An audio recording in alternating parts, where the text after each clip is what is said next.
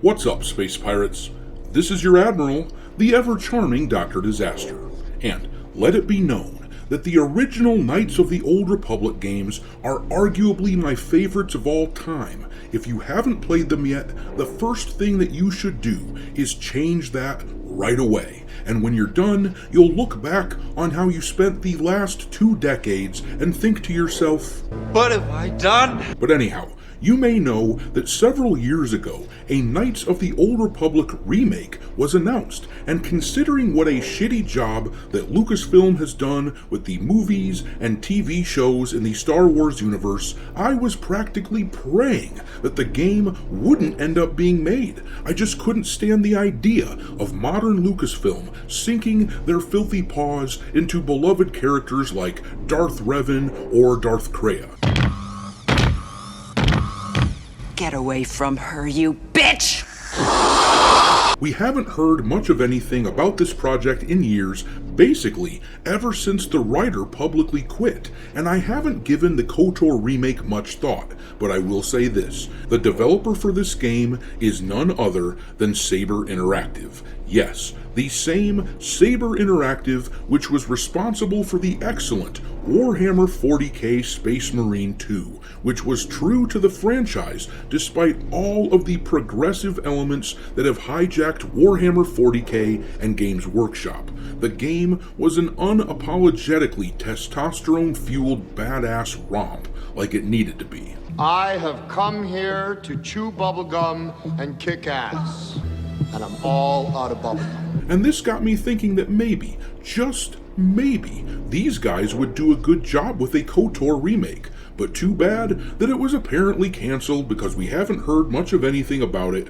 Well, the chief creative officer of Saber Interactive just came out and publicly made some noise, hinting at the idea that KOTOR is still being made. Saber just announced that Space Marine 3 is already in development. If KOTOR ends up being made as well, and if they don't fumble the ball, this would easily become my favorite modern gaming studio. You complete me. I love you.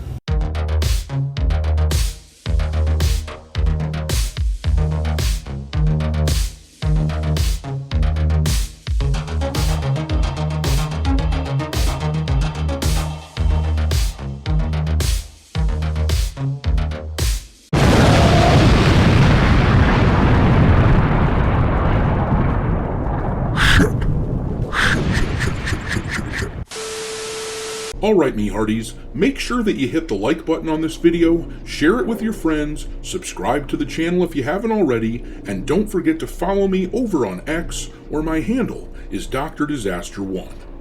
In any event, let's talk about the possibility of Saber Interactive actually turning the KOTOR project into a solid remake.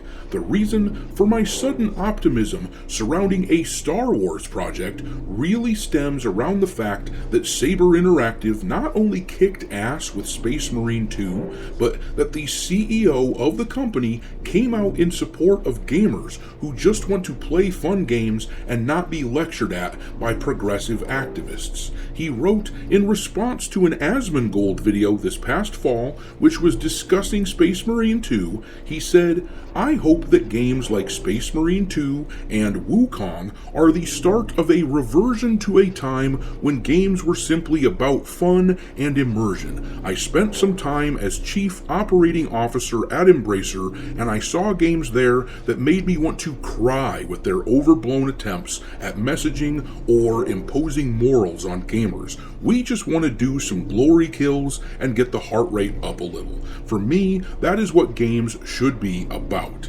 And this is a guy who clearly gets it. This is someone who really seems to love gaming and gamer culture, and I love that. This is extraordinarily encouraging, especially since these days, Games Workshop, the owners of Warhammer 40k, they are an ideologically captured company. The turds who work there are far more interested, it seems, in appeasing the purple-haired tourist schmucks who don't actually care about the hobby, but care very much about their activism.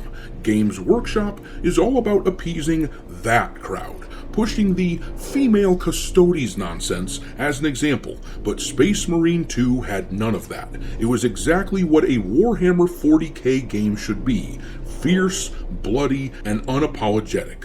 All of this makes me think that this might be the studio who could actually accomplish a good KOTOR remake. To top it off, as I stated earlier, the writer for the KOTOR remake has left the project. Sam Maggs is an activist who worked for the Mary Sue website and who masquerades as a writer, and she claims that she quit the project a few years ago. Considering the damage that someone like this could have done to the project, I'd say it's a very good thing that we haven't heard much about the game ever since then. The thing is, there appears to have been a protracted battle between Saber and the Embracer Group who once owned them, and it seems likely to me, based on the comments that we read from Saber's CEO, that there were some fundamental disagreements as to how games like this one should be built.